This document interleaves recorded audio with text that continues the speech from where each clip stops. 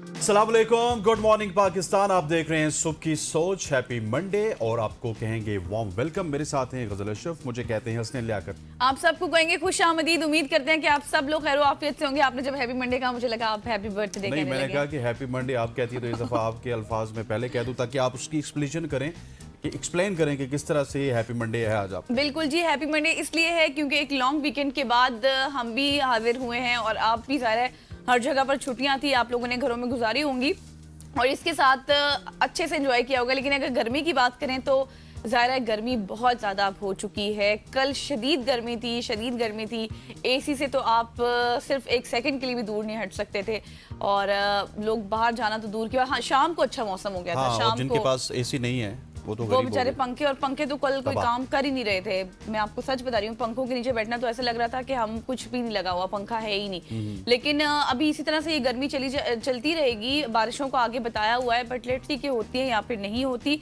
तो आज हम स्टार्ट कैसे करते हैं? हमारे पास बहुत कुछ है आपको बताने थोड़ी के देर लिए। पंखा बंद किया करें, उसके बाद आपको आएगा पसीना। उसके बाद जब आप पंखा लगाएंगे तो आपको बड़ी ठंडी हवा लगेगी नहीं, क्योंकि फिर भी आपका आपको पसीना पता नहीं सूखेगा। चलेगा इतनी शदीद मैं गर्मी आपको में। तजर्बे की बात बता रहा हूँ, एक्सपीरियंस की बात बता रहा हूँ। देखिए, सेकंड पोर्शन में रहने वाले लोग या फिर थर्ड पोर्शन में रहने वाले लोग, उनको पंखे से कोई फर्क नहीं पड़ता क्योंकि मैं खुद सेकंड फ्लोर पे होती हूँ। मुझे पता है कि मेरे कमरे में तो पंखा बिल्कुल काम नहीं कर रहा था। मैंने ये चीज़ नोट की है। खैर, आगे बढ़ते हैं और आपको बताते हैं कि सोशल स्टोरीज में सबसे पहली स्टोरी मेरे पास कौन सी है। वो ये है कि ईरान से सस्ता तेल और गैस खरीदने पर गौर किया जा अल्लाह रहा कबूल है। फरमाए। विफाकी वजीर पेट्रोलियम अली परवेज मलिक का ये कहना है कि पिछले हफ्ते पेट्रोल की कीमत जितनी कम हुई उससे बढ़कर रिलीफ दिया गया। मीडिया से गुफ्तगू ऐसा है नहीं। मीडिया से गुफ्तगू आप साथ साथ सुभान अल्लाह भी बोले, साथ साथ अस्तगफिरुल्लाह भी बोले। मीडिया से गुफ्तगू करते हुए उनका ये कहना था कि अल्लाह के फजलो करम से मुहर्रमुल हराम का पहला अशरा बखैर तो आफियत गुजर गया है और अमन व अमान के लिए पाक फौज, वज़ीर आज़म और वज़ीर आला पंजाब को सराहते हैं। अली परवेज मलिक ने मजीद कहा कि आज इस खित्ते में अमन हो गया, ईरान अमेरिका जंग का खात्मा हुआ, जिसके बाद अब आलमी मंडी में पेट्रोलियम मसनूआत की कीमतों में कमी आई है।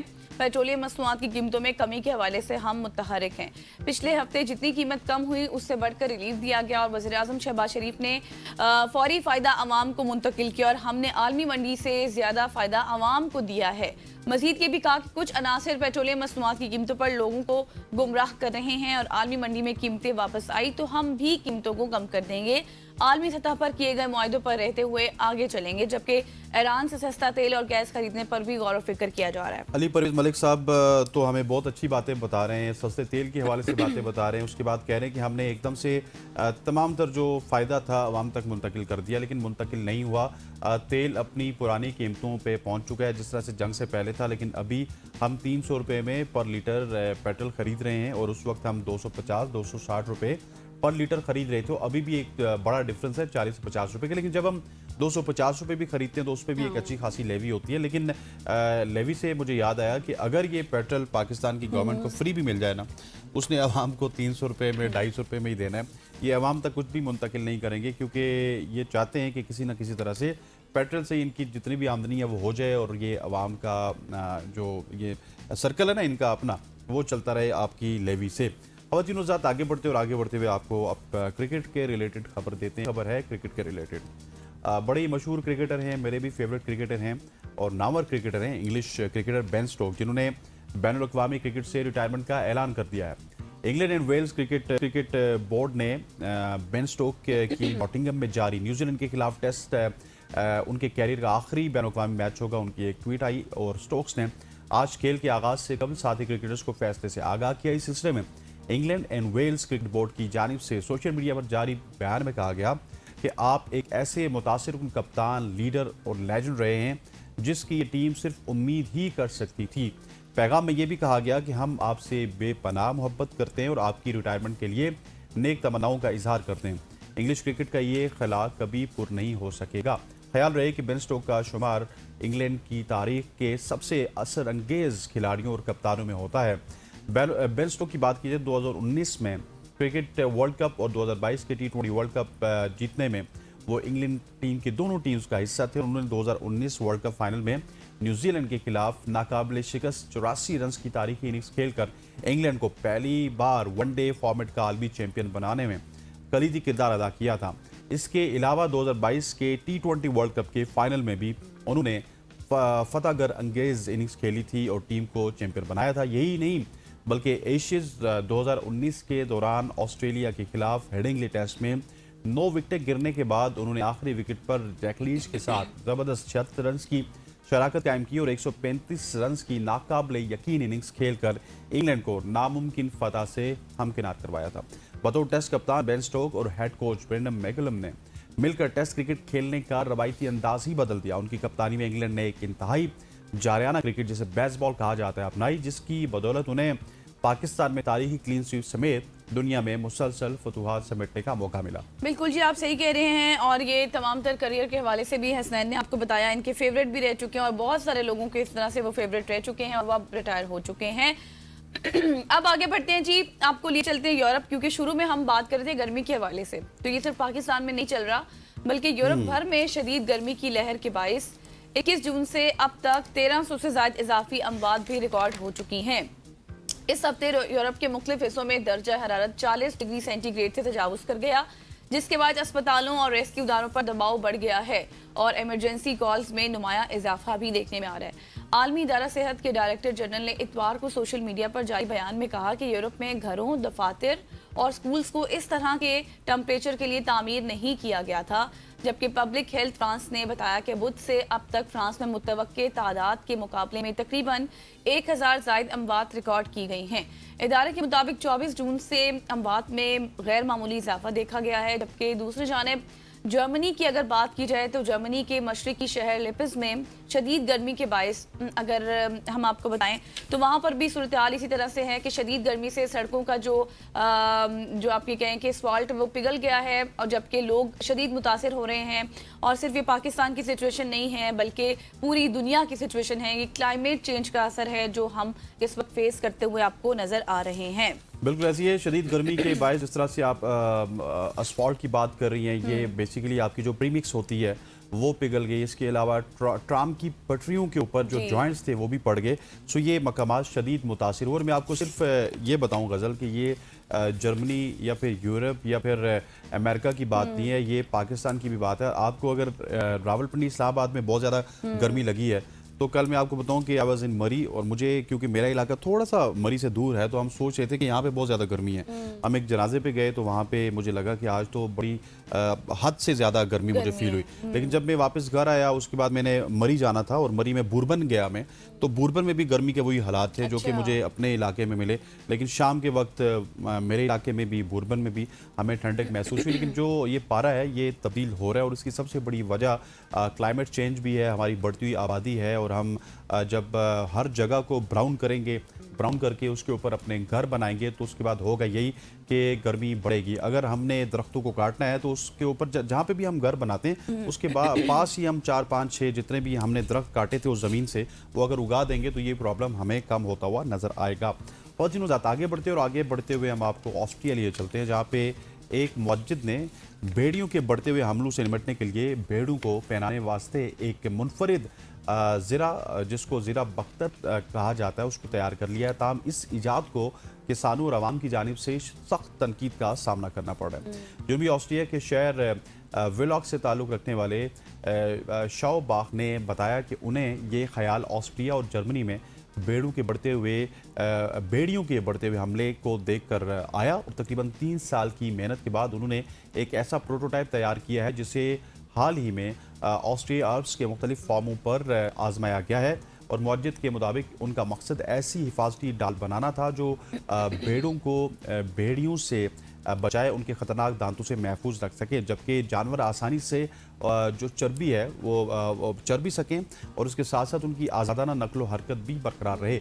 इस मकसद के लिए उन्होंने हल्के प्लास्टिक के जाल पर नोकीले कांटे नस्ब किए जो किसी भी हमला आवर भेड़िए को शदीद तकलीफ पहुंचा सकते हैं और वो ताकि वो दोबारा हमला ना करे। उनका कहना यह है कि भेड़िया एक ज़हीन जानवर है और अगर उसे पहली बार काटने पर तकलीफ पहुंचेगी तो वो दोबारा उसी शिकार पर हमला करने से गुरेज करेगा। ताहम इस अनोखी ईजाद को किसानों और आवाम की जानिब से ज़्यादा पजीराई नहीं मिली। नाकदीन का कहना है कि भेड़ियों के लिए ये चैन ना सिर्फ महंगा और गैर अमली हल है, बल्कि इस बात की भी कोई ज़मानत नहीं है कि ये वाकई भेड़ों के हमलों को भेड़ियों के हमलों को रोक सकता है, उसके लिए मौसर है। और माहिरीन के मुताबिक जो भेड़िए हैं और जो भेड़ें हैं उनको मवेशियों के दरमियान जो बढ़ते हुए तनाज़ात हैं उनके हल के लिए जदीद टेक्नोलॉजी और हिफाजती इकदाम पर काम जारी रखना चाहिए। लेकिन फ़िलहाल भेड़ों की ये नोकीली ज़रा बख्तर किसानों को कायल करने में बिल्कुल हमें नाकाम दिखाई दे रही है। अच्छा, ये स्टोरी है तो बहुत इंटरेस्टिंग, लेकिन मुझे लगता है कि इसके ऊपर अब मजीद, ये आपने क्या बताया, ज़ेरा बख्तर बताया, इसके ऊपर मजीद काम करने की ज़रूरत है हसनैन, क्योंकि देखें इसकी बॉडी बची हुई है, इसका फेस और इसकी टांगे तो वो अगर कोई हमला करता भी है तो अगर फेस पर डायरेक्ट करता है। आपने तो उसको और इनोवेट करने की कोशिश में लगा दी है, लेकिन उन्होंने कहा कि ये भी इनफ नहीं है। जाहिर है, क्योंकि देखिए ना, अब अगर अभी इसको हम देखें तो डायरेक्ट कोई हमला फेस पर भी कर सकता है। अगर एक बार, मतलब जाहिर है इन जानवरों को पता होता है कि किस तरह से कैसे हमला कैसे किस तरह से हो सकता है, तो वो मुझे लगता है इसके ऊपर मजीद काम करने की जरूरत है। अगर कर लिया जाए तो कोई ऐसी चीज़ तैयार की जाए कि उसके फेस को भी प्रोटेक्ट किया जा सके, उसकी टांगों को प्रोटेक्ट किया जा सके, ताकि हमलावर ज़रा ध्यान से चल सके और देख भी सके और अपनी हिफाजत को यकीनी बना सकें ये जानवर भी। तो ये थी आज की हमारी सोशल ट्रेडिंग स्टोरीज। आगे बढ़ते हुए आपको कराची ले चलते हैं। हफ्ते की शब कराची में पाकिस्तान रेंज के एक कैंप पर जमातुल अहरार के हमले के नतीजे में 3 रेंजर्स एहलकार जान से गए, जबकि 4 जख्मी हो गए। कार्रवाई के दौरान तीन अस्करियत पसंदों को भी मारा गया है, जबकि एक को गिरफ्तार कर लिया गया। हमले में मुलव्विस दहशतगर्द तंजीम जमातुल अहरार के गिरफ्तार जख्मी दहशतगर्द ने इतराफ़ किया कि वो अफगानिस्तान के इलाके जलालाबाद से आया है। गिरफ्तार दहशतगर्द ने बताया कि उसका नाम उस्मान अली है और उसके साथ 3 और साथी भी थे, जिनके नाम अब्दुल हादी, जानान और उमर फारूक थे। आज हम इसी पर बात करेंगे। बिल्कुल जी, इसी पर बात करने के लिए हमारे कॉरेस्पोंडेंट बिलाची से हमारे साथ मौजूद है। बिलाल, बताइएगा इस वाक़े की डिटेल्स, दहशतगर्दों के हमले के हवाले से, और मादरे वतन के कितने बहादुर सपूतों ने भी जाम शहादत नोश किया, वो भी बताएं। जी बिल्कुल, देखें गजल, ये हफ्ते की शब 8:10 पे ये वाक़या पेश आया है कि जमातुल हर्रार के जो 4 दहशतगर्द थे वो जो है रेंजर्स के जो सेंटर है वहां पर जो है वो अपनी गाड़ी जो है वो गेट पे मारते हैं। उसके बाद एक जोरदार धमाका होता है, उसमें जो उसके बाद जो फायरिंग का तबादला है वो जारी रहता है। काफी देर के तक जो है वो दहशतगर्द और जो है रेंजर्स के जवान तक जो है फायरिंग का सिलसिला जारी रहता है, जिससे जो इलाका है वो खौफ हरास में जो है फैल जाता है। साथ साथ आपको बताऊं, जो दहशतगर्द थे इनके ताल्लुक जो है जमात तलबन तहरीक तालिबान जमातुल हर्रार से इनका जो है ताल्लुक है। 2021 में भी इन्होंने जो है कराची में ऐसे ही कोई कार्रवाई की थी, और अब फिर दोबारा 2026 में जो है रेंजर्स पे जो है उन्होंने मुजलाना कार्रवाई की है। 3 दहशतगर्द जो है वो मारे गए, उसमें एक जो है उस्मान अली, उसको जो है वो जख्मी गिरफ्तार जो है वो कर लिया गया है। हमारे 3 जवान जो है वो जाम शहादत उन्होंने नोश कर ली, कल उनकी नमाज जनाज़े जो है वो अदा कर ली गई। इसमें साथ जो है हमारे 4 जवान जो है वो जख्मी हुए, उन्हें जल्दी इमदाद के लिए करीब अस्पताल जो है। अच्छा बिलाल, मुझे ये बताइएगा कि अगर तो रेंजर्स की गाड़ी कहीं खड़ी होती तो हम कह सकते थे कि वहाँ पे उन पे हमला हो गया, लेकिन ये रेंजर्स के कैंप पे जाके उन्होंने हमला किया, इसके हवाले से कोई सिक्योरिटी प्लान्स नहीं थे रेंजर्स के पास? क्योंकि वहाँ पे तो बड़ा एक कॉर्डन ऑफ एरिया होता है जहाँ पे भी इनके कैंप्स होते हैं। ये किस तरह से वहाँ पे दाखिल हुए? आज बिल्कुल देखें, ये जो है लिसानी जौहर ब्लॉक 6 है, बिल्कुल महकमे मौसमियात के बिल्कुल सामने जो है वो सेंटर है, गाड़ियों का सेंटर है। इस तरफ से बटाइये बात से अगर बात की जाए तो वहां से भी रास्ता है, और अगर मौसमियात से बात की जाए तो यहाँ से भी रास्ता है। और वो बटाइयाबाद जो है वो गुंजान आबाद इलाका है, वहाँ पे पश्तून भी रहते हैं, सिंधी भी रहते हैं, बलोच भी रहते हैं, लेकिन वो दोनों ट्रैक हैं जो लोग शहरी जो है इस्तेमाल करते हैं। इस तरफ जो है वो प्लान जो है वो रेंजर्स के जवान जो है वो हमेशा चाकू चौबंद रहते हैं, लेकिन अचानक जो है वो अंदर घुसते हैं गाड़ी में, और गाड़ी से जो है धमाका हुआ है। उसके बाद उनकी जाने से जो हमारी इतलात है, हमारे पास ग्रेनेड भी जमा रहा है। उसके बाद उनके पास अच्छे खासे जो है वो असला था, और असला उन्होंने फायरिंग जो है वो सिलसिला शुरू किया है। जिसके बाद रेंजर्स के जो 454 जो है वो दस्ते वो भी पहुंचे हैं, जिसके बाद सर्चिंग के अमल जो है वो भी जारी रहा है। ड्रोन के जरिए भी जो है सर्चिंग का अमल शुरू किया गया है। मैं जमातुल हर्रार के जो उस्मान है उसकी जानिब से बताया गया कि हम जो है अफगानिस्तान से आए और हमें ज़ेर तामीर बिल्डिंग में जो है रखा गया था। अब्दुल हादी नामी शख्स है वो उनको लेकर आया था, और इनके पास जो जैकेट है वो भी इनके पास मौजूद थी जो फट न सकी। मैं साथ साथ आपको बताऊं कि उसका ये भी कहना है कि जलालाबाद से हमारा ताल्लुक है और अफगानिस्तान से हमें जो है पूरी जो है सपोर्ट मिली थी। उसके बाद यहाँ पे हम पहुंचे थे, हमारे साथ 4 बंदे यहाँ पे मौजूद थे।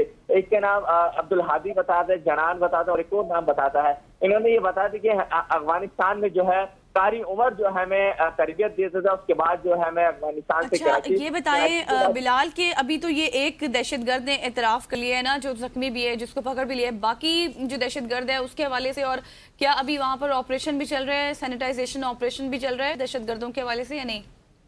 जी बिल्कुल, देखें हफ्ते की शब ही रात 1:30 बजे के करीब जो है सर्चिंग का अमल जो है वो शुरू कर दिया गया था। जो इतलात हमारे पास मौजूद हैं कि वहां पर अब कोई जो साथी उनका मौजूद नहीं था। इसके भी ये कहना चाहते हम 4 बंदे जो है वो साथ आए थे, जिससे 3 जो है वो जहन्नुम वासिल जो है कर दिया गया। एक जो है गिरफ्तार, उसको जख्मी किया गया, जिसके नाम उस्मान अली के नाम से बताया गया है। रेंजर्स, पुलिस और दीगर कानून नाफिज करने वाले इदारे उन्होंने जो पूरे इलाके को जो है कोऑर्डिनेट ऑफ किया, उसके बाद जो है सर्चिंग का अमल मुकम्मल कर लिया गया है। जी ठीक, वो मुझे ये बताइएगा कि ये जितने भी दहशतगर्द थे डेफिनेटली ये जलालाबाद से रातों रात तो आए नहीं, यहाँ पे आके इन्होंने कुछ प्लानिंग की होगी, प्लानिंग के बाद ही इन्होंने हमला किया होगा। तो ये कुछ सिक्योरिटी एजेंसीज का से आपने राब्ता किया, वो क्यों नहीं जान सके कि इस तरह की प्लानिंग हो रही है, स्पेशली रेंजर्स के कैंप के ऊपर हमले की प्लानिंग हो रही है? ये तो एक सिक्योरिटी फेलियर की तरफ फिर निशानदेही कर रहा है तमाम तर मामला। आज बिल्कुल देखें, जिस तरह मैं आपको बताऊं कि अफगानिस्तान से लोग मुंतकिल होते हैं, तो इसी तरह ये भी खाली हाथ मुंतकिल हुआ था। और जो उससे क्या जो लोग हैं अब्दुल हादी नामी, वो वहाँ अफगानिस्तान से जो है असला लेकर आया था। लेकिन बाज़ औक़ात ऐसा होता है कि जो एजेंसीज होती हैं उनके इल्म में नहीं आती है, क्योंकि बहुत सारी चीजें ऐसी होती हैं कि जैसे अफगान बस्ती के जरिए जो है कराची लाया जाता है, उसमें सामान लोड किया जाता है, दीगर चीजें लोड की जाती है, उसी में ट्रक पे जो है वो असला और दीगर चीजें भी लोड करके जो है कराची मुंतकिल कर दिया जाता है। तो सिक्योरिटी। अच्छा बिलाल, जल्दी से मुझे बताइएगा कि फॉरेन ऑफिस, क्योंकि अब ये अफगानिस्तान से इनका ताल्लुक हो चुका है, तो क्या कोई फॉरेन ऑफिस के जरिए अफगानिस्तान के साथ कोई एहतजाज किया जाएगा? इस हवाले से कोई डिटेल्स हैं? जी बिल्कुल, देखिए रात को हमारी पाक फौज ने जो है वो अफगानिस्तान में घुसकर जो है 29 दहशतगर्द को जो है जहन्नुम वासिल किया है। हमारी पाकिस्तान और जवान जो है पाक आर्मी के वो भी जो है वो छोड़ते नहीं है, अपना जो बदला है वो पूरा करके रहते हैं। रात गए जो है 29 दहशतगर्द को जो है जहन्नुम वासिल किया है। जी सही, बहुत शुक्रिया। बिलाल अली कराची से हमारे साथ और इस वाक़े की डिटेल से मुतालिक तफसीलन आगाह कर रहे थे। और यकीनी तौर पर एक बहुत ही अफसोसनाक वाक़या है और ये बात पर बताया जा रहा है कि अफगानिस्तान से ताल्लुक़ था और पूरी सपोर्ट भी हासिल थी और बाकायदा पूरी एक प्लानिंग के साथ उनके रेंजर्स के कैंप पर हमला किया गया है। बड़ी अफसोसनाक बात है। इस हवाले से अब ज़ाहिर है सिक्योरिटी को मज़ीद सख्त होना चाहिए। यहाँ पर लेंगे अब शॉर्ट सी ब्रेक, वापस आएंगे, हमारे साथ रहिएगा।